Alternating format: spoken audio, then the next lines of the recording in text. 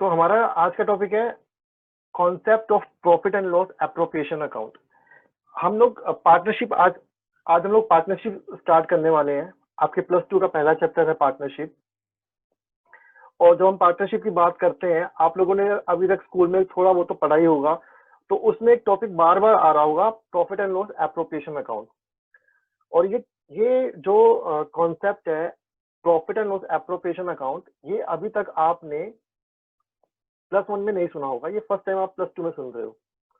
ठीक है, तो आप लोग सोच रहे होंगे कि इसका मतलब क्या है। अच्छा, आप लोग नॉर्मली जब मैं +1 में था तो मेरे को ना हमेशा कंफ्यूजन होती थी। जब मैं +1 में था तो मेरे सर हमेशा कहते थे कि बैलेंस शीट बनाने के बाद जो है अकाउंट्स खत्म हो जाते हैं। बैलेंस जब आपने बैलेंस शीट बना दी, आपकी लाइबिलिटी साइड और आपकी एसेट साइड इक्वल आ गए, तो आपकी अकाउंटिंग खत्म होगी। तो फिर सवाल ये उठता है कि बैलेंस शीट तो हमने +1 में ही सीख ली थी, तो अगर अकाउंट्स +1 में खत्म हो गए थे, तो अब +2 में हम क्या सीख रहे हैं। सो हम क्या सीख रहे हैं +2 के अंदर जो हमने +1 में नहीं सीखा। +2 की कहानी एग्जैक्टली वहीं से शुरू होती है जहां से +1 की कहानी खत्म हुई थी।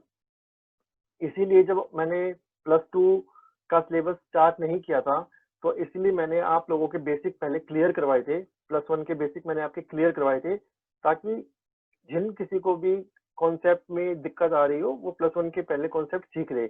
और मैं अभी भी आप लोगों से ये रिकमेंड करूंगा कि जिन जिन लोगों के +1 के कॉन्सेप्ट अच्छे नहीं थे, या जिन जिन लोगों को लगता है कि हमें अकाउंट्स +1 में हमने ढंग से नहीं किया, प्लीज मेरी +1 की क्लासेस को आप या तो ज्वाइन कर सकते हैं, या फिर जो मैं यूट्यूब पे वीडियोस डालता हूँ उस चैनल को सब्सक्राइब करके आप अपनी वीडियोस भी देख सकते हैं।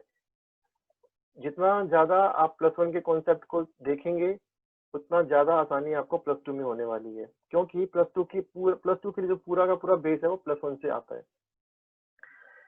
तो अब मैं आता हूँ कि +1 और +2 में क्या लिंक है, और हम +2 में क्या सीखने वाले हैं, और +1 में हमने क्या सीखा था।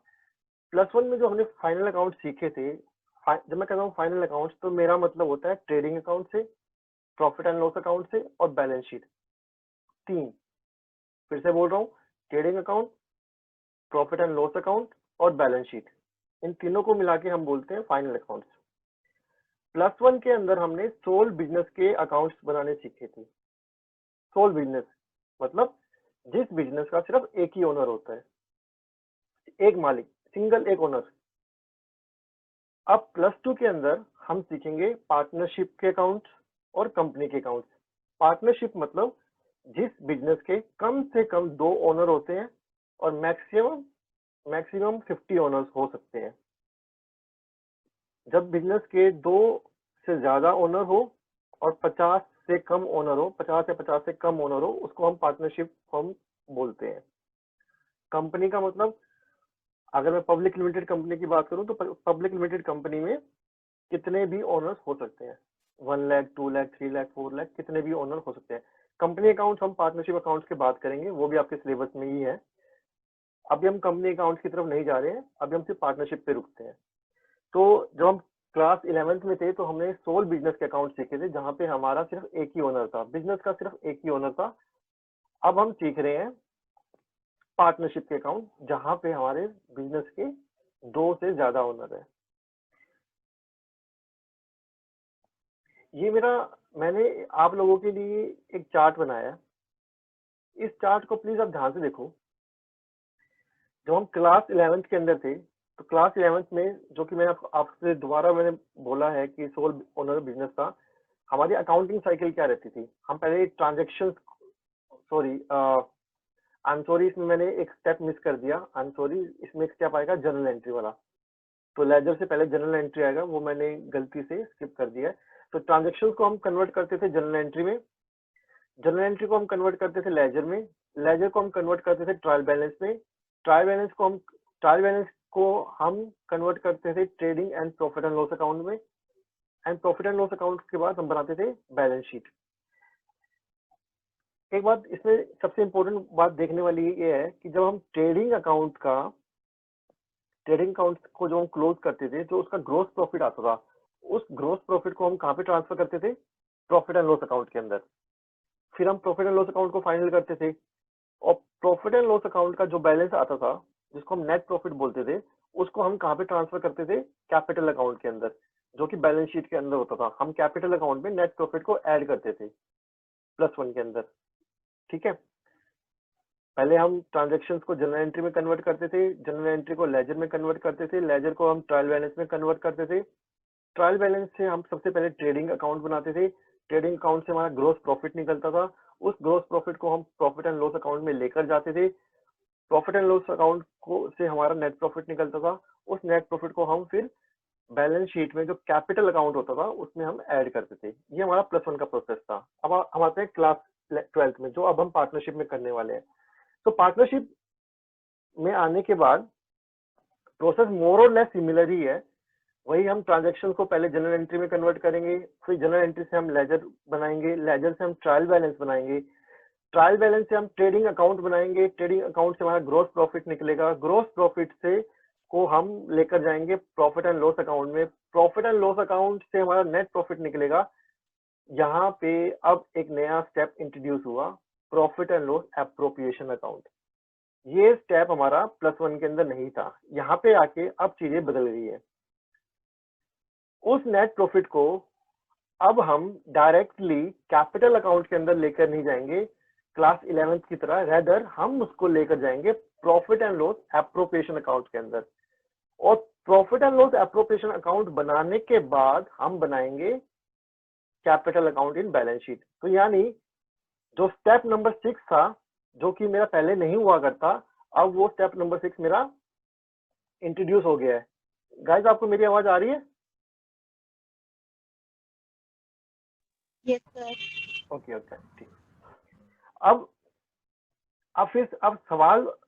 सवाल मेरा है सर, कि सवाल मेरा वही आ गया कि profit and loss appropriation account क्या होता है। इतनी देर से हम प्रॉफिट एंड लॉस एप्रोप्रिएशन के आसपास घूम रहे हैं, तो अब हमें सीखना है कि profit and loss appropriation account actual में होता क्या है। एप्रोप्रिएशन का मतलब होता है डिस्ट्रीब्यूशन। अगर आप इसका डिक्शनरी मतलब मुझसे पूछो तो इसका मतलब होता है डिस्ट्रीब्यूशन। तो हम इसको profit and loss distribution account भी बोल सकते हैं। जब भी बिजनेस नेट प्रॉफिट अर्न करता है, तो वो प्रॉफिट किसका होता है? हमेशा वो प्रॉफिट ओनर का होता है। लेकिन बिजनेस कभी भी उस प्रॉफिट को डायरेक्टली ओनर को नहीं देता। ऐसा कभी भी नहीं होगा कि जो बिजनेस को प्रॉफिट हुआ है, वो प्रॉफिट बिजनेस डायरेक्टली ओनर को दे देगा। रेदर बिजनेस क्या करेगा? बिजनेस के पास एक पिगी बैंक होता है। बिजनेस उस प्रॉफिट को उस पिगी बैंक में डाल देता है। उस पिगी बैंक का नाम होता है कैपिटल। आप ये मान के चलो कि ओनर और बिजनेस के बीच में जो ट्रांजैक्शन करने का एक मोड होता है, वो कैपिटल होता है। बिजनेस और ओनर कभी भी आपस में डायरेक्टली ट्रांजैक्शन नहीं करेंगे, बल्कि आप ये मान के चलो कि उनके बीच में एक पिगी बैंक रखी हुई है। अगर ओनर ने बिजनेस को कुछ देना है, तो ओनर पैसा कहाँ डाल देगा? कैपिटल के अंदर, और बिजनेस उस कैपिटल से पैसा, उस पिगी बैंक से पैसा निकाल लेगा।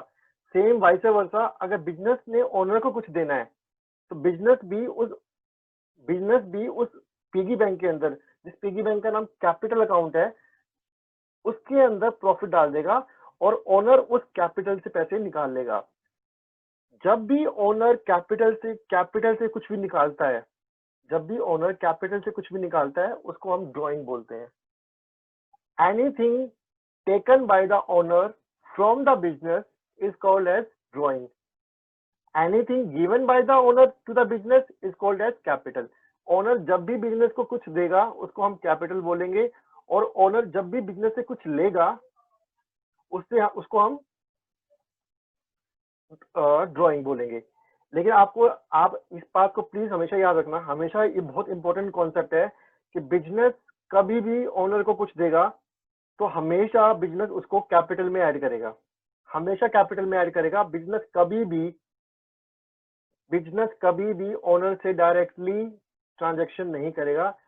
आप इसको गुल्लक की तरह समझिए कि कैपिटल एक गुल्लक का नाम है, एक पिगी बैंक का नाम है, एंड उसी के अंदर सब कुछ ऐड होता रहता है।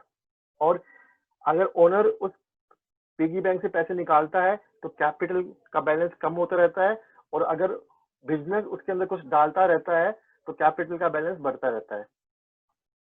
और अल्टीमेटली ये जो पिगी बैंक है, ये पिगी बैंक किसका, इस पे राइट किसका है, ओनर का, क्योंकि capital is the internal liability of the business towards the owner. ये बेशक कैपिटल बिजनेस के पास में है, पर ये पूरी की पूरी कैपिटल किसको बिलोंग करती है, ओनर को। ठीक है, +1 तक क्योंकि सिंगल ओनर होता था तो बिजनेस को कोई दिक्कत नहीं होती थी। क्यों? क्योंकि बिजनेस को पता है कि सारा का सारा जो पैसा है वो एक ही ओनर का है। मान लो राम है, राम इज द ओनर, तो बिजनेस को पता था कि सारा का सारा पैसा राम का है, तो कोई इश्यू ही नहीं है। बिजनेस ने क्या किया, राम के कैपिटल अकाउंट के अंदर राम की जो पिगी बैंक थी उसके अंदर सारा का सारा प्रॉफिट डाल दिया और राम ने वहां से पैसा निकाल लिया। पर अब इशू क्या हो गया, अब बिजनेस के 2 ओनर है, राम और श्याम। अब बिजनेस को यहाँ पे कंफ्यूजन है कि बिजनेस को कंफ्यूजन ये है कि भाई राम के कैपिटल अकाउंट में कितना पैसा डालना है और श्याम के कैपिटल अकाउंट में कितना पैसा डालना है। मतलब राम के पिगी बैंक में कितना पैसा डालना है और श्याम के पिगी बैंक में कितना पैसा डालना है। अब बिजनेस ये डिसीजन अपने आप नहीं ले सकता। ऐसा नहीं है कि बिजनेस के जो मन में आया उसने उतना पैसा राम के पिगी बैंक में डाल दिया और श्याम के पिगी बैंक में डाल दिया। There has to be system, there must be rules. तो वहां पे एक कॉन्सेप्ट आता है पार्टनरशिप डीड। तो पार्टनरशिप डीड क्या होती है, जैसे कि मैं स्टूडेंट्स में से 2 एग्जांपल लेता हूं। तो हम मानते हैं कि 2 स्टूडेंट्स हैं, दिव्या एंड साक्षी, दो पार्टनर्स हैं। दिव्या एंड साक्षी 2 फ्रेंड्स हैं और दिव्या और साक्षी ने डिसाइड किया कि हम मिलकर एक बिजनेस ओपन करते हैं। तो दिव्या और साक्षी ने जो बिजनेस ओपन किया, मान लो जिम ओपन किया, उन्होंने जिम ओपन किया, कुछ पैसे, एंड जिम का नाम उन्होंने रख लिया, लेट्स से जिम का नाम है ज्योति। तो यहाँ पे तीन पार्टीज है, Divya, Sakshi and Jyoti. Divya partner number 1, Sakshi partner number 2 and Jyoti is the name of the gym. Jyoti business का नाम है। इस एग्जांपल को ध्यान से समझिएगा, कोई डाउट तो मुझसे अभी के अभी पूछ लीजिएगा।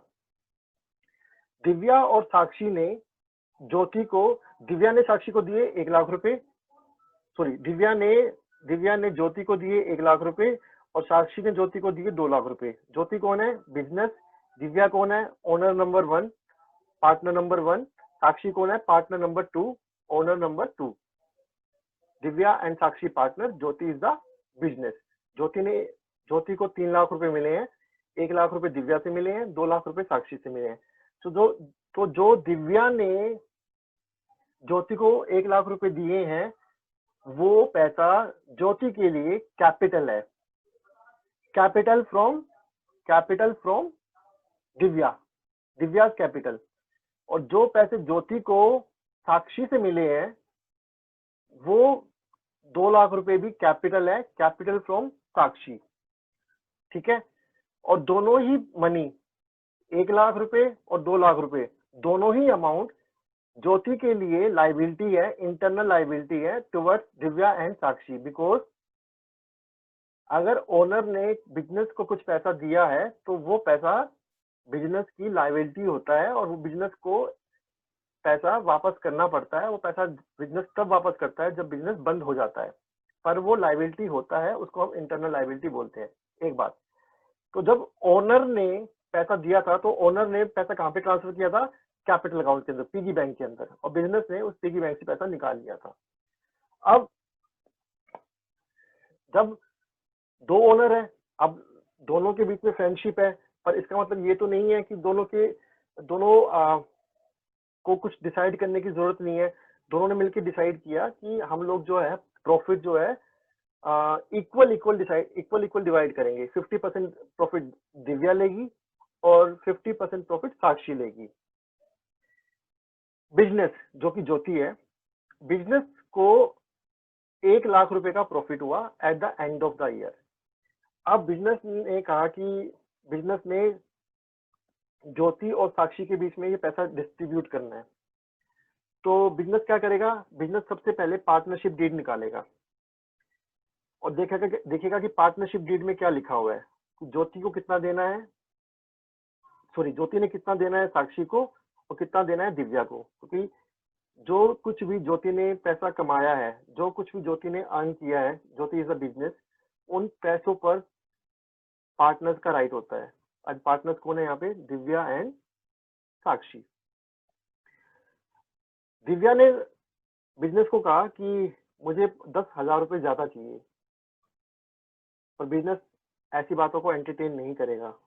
बिजनेस ने कहा कि मैं प्रॉफिट उस तरीके से डिस्ट्रीब्यूट करूंगी, जो कि ज्योति है, ज्योति ने कहा कि मैं प्रॉफिट को उस तरीके से डिस्ट्रीब्यूट करूंगी जिस तरीके से पार्टनरशिप डीड में लिखा हुआ है, क्योंकि पार्टनरशिप डीड एक लीगल डॉक्यूमेंट होता है जिसके ऊपर सारे के सारे पार्टनर सिग्नेचर करते हैं और उस पर कोर्ट की स्टैंप भी होती है।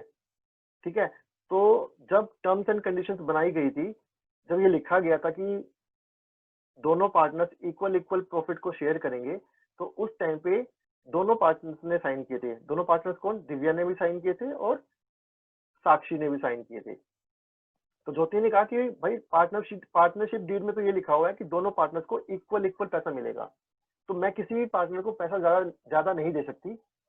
तो बिजनेस ने क्या किया, ज्योति ने क्या किया, 50,000 रुपए, 1 लाख का हाफ, 50,000 रुपए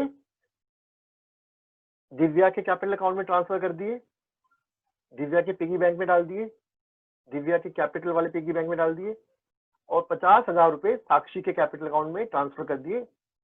मतलब जो साक्षी का पिगी बैंक है, कैपिटल, साक्षी कैपिटल के नाम से उसमें डाल दिए।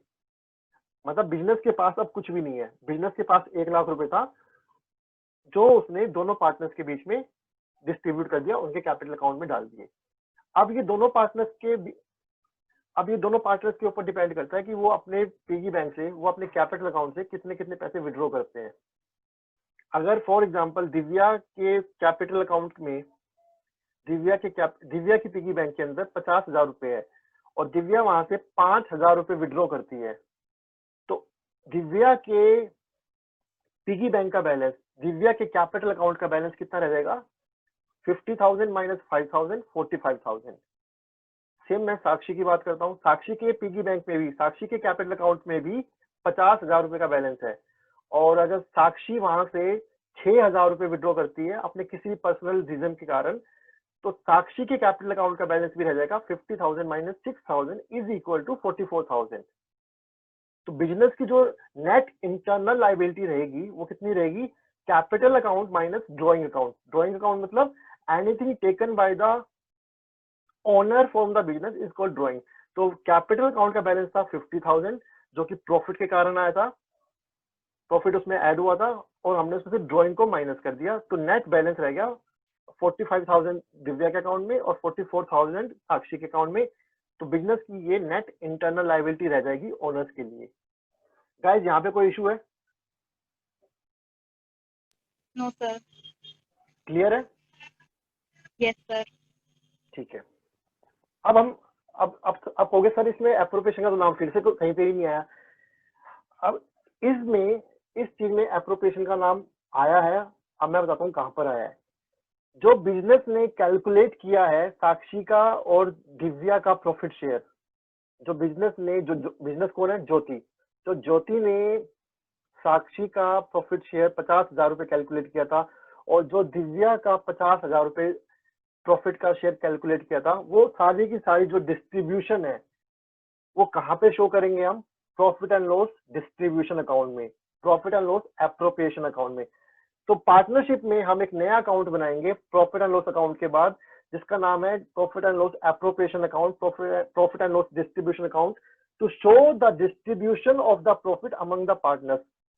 ये ट्रांसपेरेंसी के लिए होता है। अगर, और इस अकाउंट की जरूरत पहले क्यों नहीं थी, +1 में क्यों नहीं थी? क्योंकि +1 में खाली एक ही ओनर था, तो जितना भी प्रॉफिट था वो सारा का सारा प्रॉफिट एक ही बंदे का था, तो वहां पे डिस्ट्रीब्यूशन का कोई मतलब ही नहीं है। जब सारा का सारा प्रॉफिट एक ही बंदे को मिलने वाला है तो किस बात की डिस्ट्रीब्यूशन तो तब होती है ना जब एक से ज्यादा बंदे हो। तो +1 में तो खाली एक ही ओनर था, बिजनेस के पास सिंगल ओनर था, तो there is no need to show the distribution to only one person. अगर 1 लाख का प्रॉफिट हुआ तो भी एक बंदे का है, 2 लाख का प्रॉफिट हुआ तो भी एक बंदे का है। दिक्कत आई है पार्टनरशिप में, क्यों? क्योंकि अब है 2 ओनर, और दोनों ओनर्स के बीच में डिस्ट्रीब्यूशन को शो करने के लिए कि हमने इस 1 लाख रुपए को किस तरीके से दोनों पार्टनर्स के बीच में डिस्ट्रीब्यूट किया है, किस तरीके से एप्रोप्रिएट किया है, एप्रोप्रिएट मतलब डिस्ट्रीब्यूट किया है, उस डिस्ट्रीब्यूशन को ट्रांसपेरेंट तरीके से शो करने के लिए हम profit and loss distribution account बनाते हैं। इसीलिए ये अकाउंट +1 में नहीं था, +2 में है, और ये अकाउंट आपका प्रॉफिट एंड लॉस अकाउंट के बाद बनता है और बैलेंस शीट से पहले बनता है। तो जहां +1 के अंदर आपका नेट प्रॉफिट सीधा बैलेंस शीट में जाके कैपिटल में ऐड हो जाता था, अब ये प्रॉफिट एंड लॉस अकाउंट के बाद सबसे पहले profit and loss appropriation account में जाएगा, वहां से ये रिस्पेक्टिव पार्टनर्स के कैपिटल अकाउंट में डिस्ट्रीब्यूट होएगा, उसके बाद हम बैलेंस शीट बनाएंगे। पहले हमें ये शो करना है कि भाई ये प्रॉफिट जो हुआ है इसमें से दिव्या को कितना मिलेगा और साक्षी को कितना मिलेगा। जब ये हम शो कर देंगे, उस कैलकुलेशन को शो करने के बाद हम फिर बनाएंगे बैलेंस शीट, और फिर उस एप्रोप्रिएशन में जितना दिव्या का शेयर आया है उसको दिव्या के कैपिटल अकाउंट में ऐड करेंगे बैलेंस शीट में, साक्षी का जितना शेयर आया है उसको साक्षी के कैपिटल अकाउंट में ऐड करेंगे बैलेंस शीट में। +1 के अंदर खाली एक कैपिटल अकाउंट होता था क्योंकि एक ओनर होता था, एक पिगी बैंक होती थी, कैपिटल अकाउंट मतलब पिगी बैंक, एक पिगी बैंक होती थी क्योंकि एक ओनर होता था, एक गुल्लक होता था।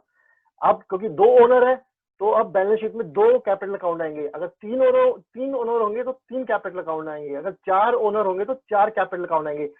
हर ओनर का पर्सनल कैपिटल अकाउंट होता है, हर ओनर का पर्सनल पिगी बैंक होता है, हर ओनर का पर्सनल गुल्लक होता है। कोई डाउट है गाइस इसमें? समझ में आ गया ये?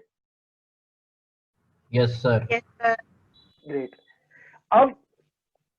अब हम आते हैं कि एप्रोप्रिएशन अकाउंट को बनाते कैसे हैं।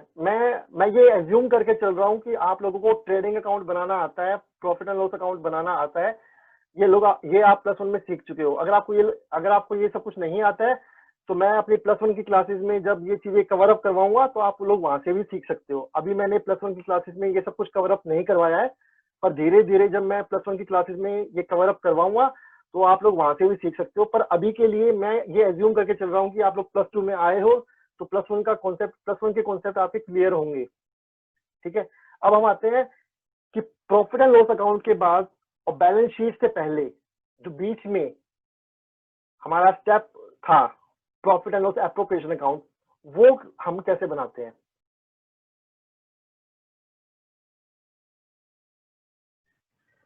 ठीक है गाइस, आई होप आप लोगों को दिख रहा होगा profit and loss appropriation account का फॉर्मेट। Yes, sir. ठीक है ग्रेट। अब ये इस एप्रोप्रिएशन अकाउंट में आपको एप्रोप्रिएशन अगर वर्ड याद करने में या समझने में या रीड करने में अगर डिफिकल्टी हो रही है तो आप एप्रोप्रिएशन की जगह डिस्ट्रीब्यूशन वर्ड भी यूज कर सकते हैं।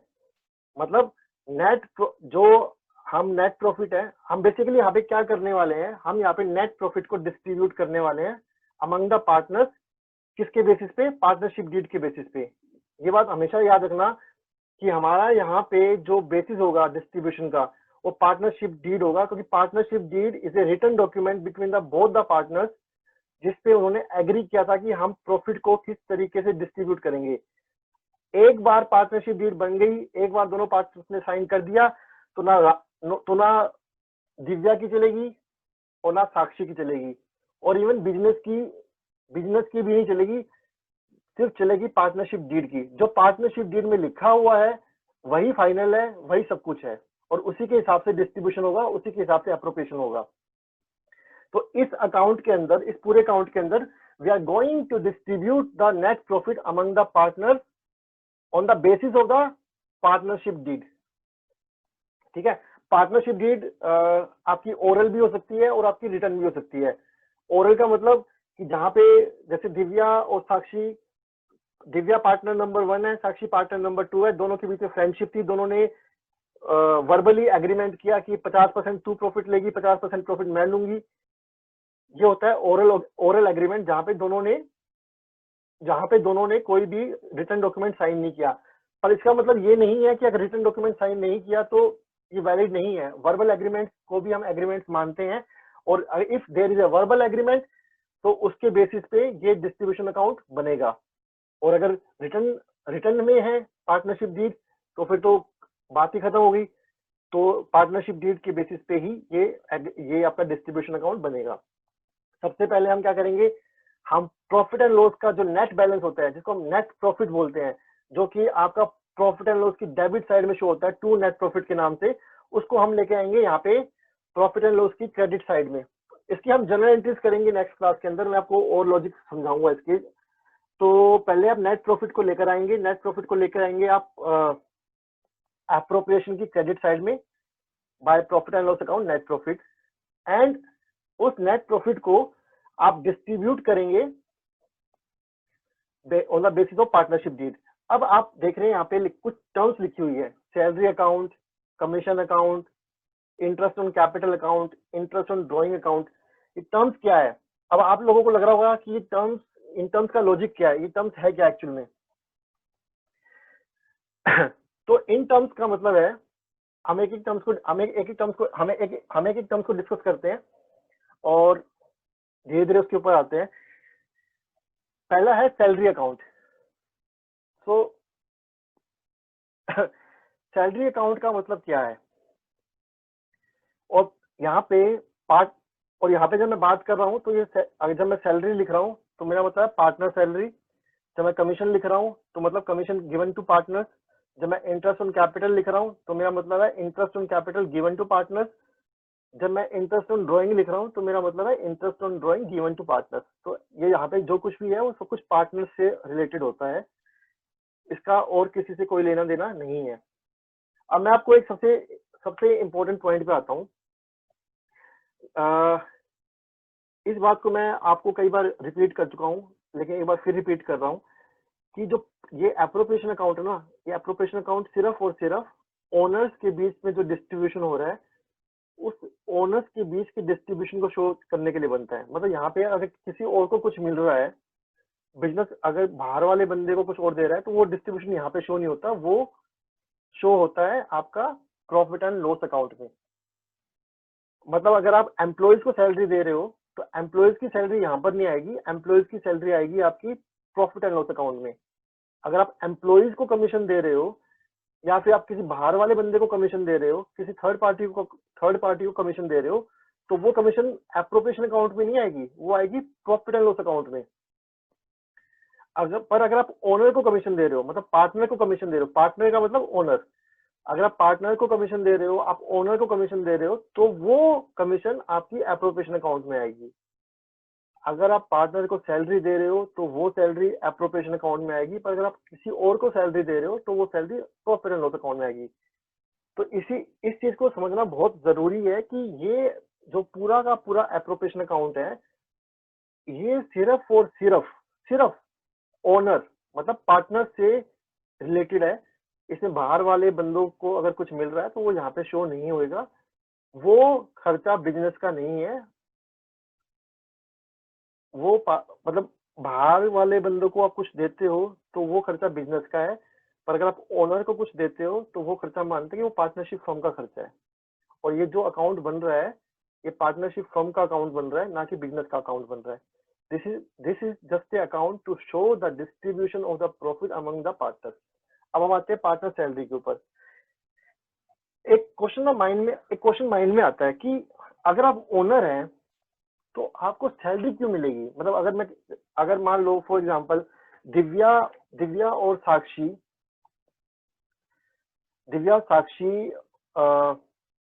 ओनर है, उन्होंने जिम ओपन किया, जिम का नाम है ज्योति, और वो ज्योति जिम के ओनर है, तो उनको ज्योति जो जिम है वो प्रॉफिट देगा, तो why they are getting the salary, उनको सैलरी क्यों मिल रही है। क्वेश्चन माइंड में आता है कि यार पार्टनर्स को सैलरी, मतलब आप इसको ऐसे सोचो कि आपकी कोई दुकान है, मेरी कोई दुकान है, आपकी कोई शॉप है।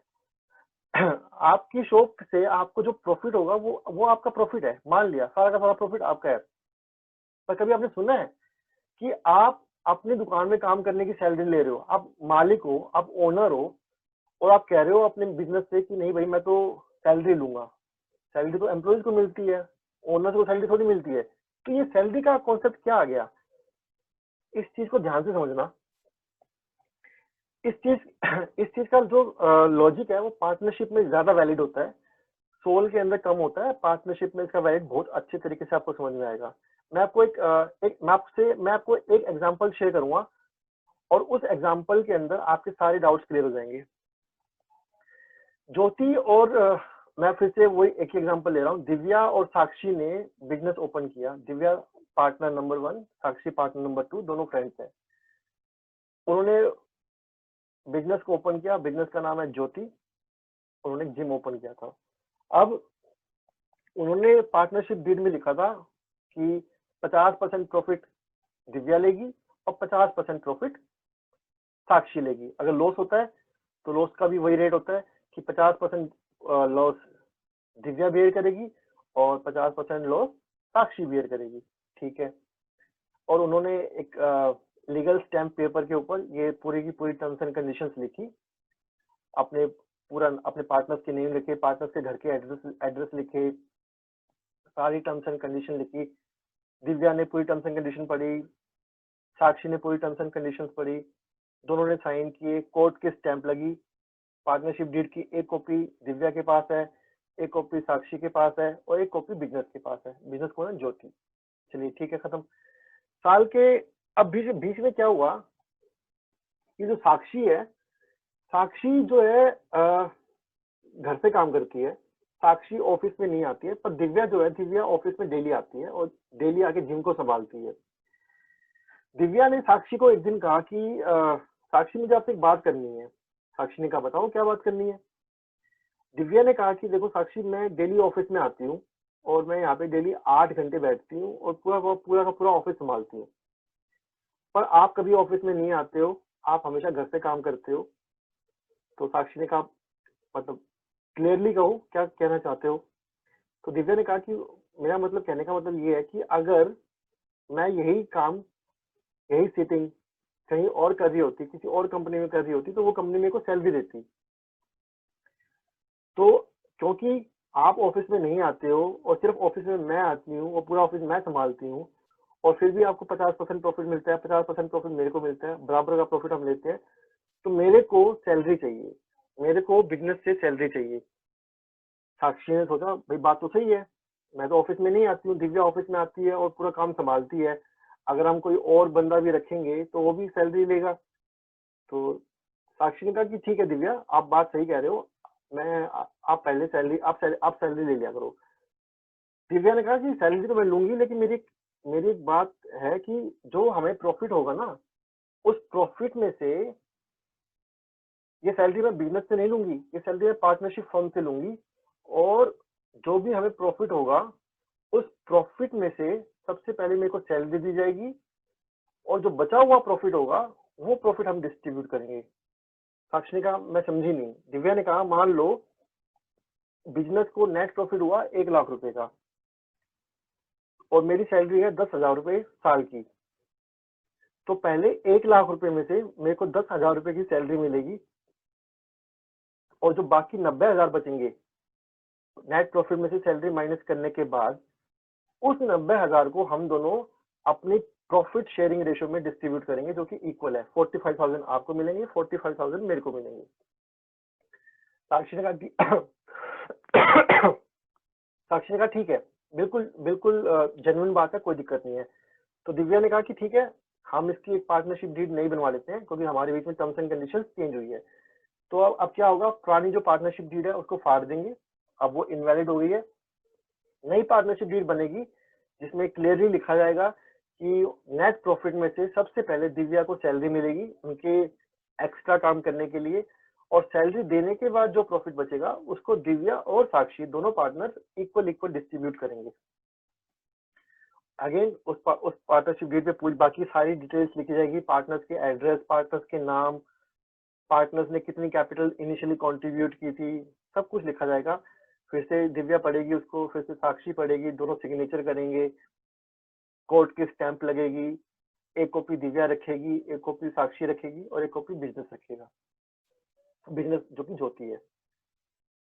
और फिर जब ये एप्रोप्रिएशन अकाउंट बनेगा, इस एप्रोप्रिएशन अकाउंट जो बनेगा वो ऑफकोर्स नई पार्टनरशिप डीड के बेसिस पे बनेगा, जिसमें सबसे पहले सैलरी अकाउंट के आगे 10,000 लिखा जाएगा और और जो बचा हुआ प्रॉफिट होगा, इस पर्टिकुलर केस में कमीशन 0 है, इंटरेस्ट ऑन कैपिटल 0 है, इंटरेस्ट ऑन ड्रॉइंग 0 है, जो bye profit and loss net profit है वो 1 लाख है। रिमेनिंग प्रॉफिट जो टू पार्टनर्स कैपिटल अकाउंट लिखा हुआ है यहाँ पे आएगा 90,000, और 90,000 का जो रिमेनिंग प्रॉफिट दोनों पार्टनर्स के कैपिटल अकाउंट में ट्रांसफर होगा वो कितना होगा ट्रांसफर, कोई बता सकता है? सर 45,000। परफेक्ट है, ठीक है। अब यहाँ पे सबसे इम्पोर्टेंट बात बताने वाली ये है कि जो सैलरी मिली है दिव्या को, वो सैलरी दिव्या को एज ए पार्टनर मिली है, और इसीलिए मतलब एज ए ओनर मिली है, एज एन ओनर मिली है। और मैंने आपको पहले कहा था कि बिजनेस से ओनर को कुछ भी मिलता है तो वो कैश में नहीं मिलता। बिजनेस हमेशा ओनर को जो कुछ भी देगा वो उसके कैपिटल अकाउंट में ट्रांसफर करेगा, वो उसके पिगी बैंक में ट्रांसफर करेगा। तो बिजनेस 10,000 दिव्या के कैपिटल अकाउंट में ट्रांसफर कर देगा सैलरी के नाम की, और प्लस जो 45,000 जो उसका प्रॉफिट का शेयर है वो भी उसके कैपिटल अकाउंट में ट्रांसफर कर देगा। तो इस सब में क्या हुआ, मैंने आपको बताया था कि बिजनेस कभी भी ओनर को डायरेक्टली कैश पे नहीं करता। बिजनेस कभी भी ओनर को कुछ देगा वो उसके कैपिटल अकाउंट में ट्रांसफर करेगा, वो उसके पिगी बैंक में ट्रांसफर करेगा। तो दिव्या के पिगी बैंक में कितना ट्रांसफर होगा, 10,000 सैलरी के प्लस 45,000 हार्ड प्रॉफिट शेयर, तो 55,000 बिजनेस ट्रांसफर कर देगा दिव्या के कैपिटल अकाउंट में। और साक्षी के कैपिटल अकाउंट में कितना ट्रांसफर होगा, 45,000, खाली उसका प्रॉफिट का शेयर, और कुछ भी ट्रांसफर नहीं होगा। इस डिस्ट्रीब्यूशन को हम यहाँ पे शो करेंगे, और उसके बाद हम बैलेंस शीट में हम कैपिटल अकाउंट बनाएंगे जैसे हम नॉर्मली +1 के अंदर बनाते थे। मतलब कैपिटल अकाउंट में हम क्या करेंगे, plus profit share plus salary, वो हम आगे वाली क्लासेस में सीखेंगे। अभी कोई डाउट है आप लोगों को, कुछ पूछना है आपको? No sir. क्लियर है यहाँ पे?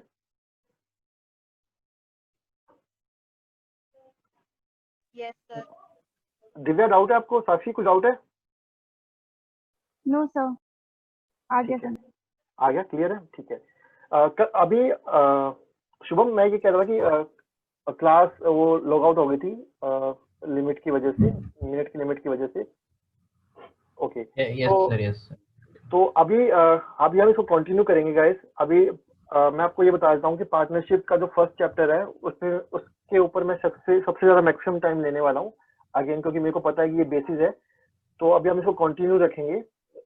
पार्टनरशिप में जो और भी कॉन्सेप्ट आने वाले हैं, अभी नेक्स्ट क्लास के अंदर हम commission, interest on capital, interest on drawing सीखेंगे। उसके बाद हम कैपिटल अकाउंट बनाना सीखेंगे, फिर हम इंटरेस्ट ऑन कैपिटल की कैलकुलेशन सीखेंगे, इंटरेस्ट ऑन ड्रॉइंग की कैलकुलेशन सीखेंगे, उनके फॉर्मूला सीखेंगे, फिर पास्ट एडजस्टमेंट है, गारंटी ऑफ मिनिमम प्रॉफिट है। आई थिंक ये सब टॉपिक्स आपने एटलीस्ट सुने तो होंगे कम से कम, आई होप सुने तो होंगे कम से कम, राइट? Yes sir. ठीक है गाइस, ठीक है। तो अभी के लिए आप प्लीज, मैं आपको रिकॉर्डिंग भेज रहा हूँ क्लासेस की, आप प्लीज क्लासेस की रिकॉर्डिंग को रिवाइज करना। एंड हम परसों मिल रहे हैं, ठीक है? परसों हम इसको यहीं से आगे से कंटिन्यू करेंगे, ठीक है? Okay sir, thank you. चलिए bye bye, take care guys, bye bye.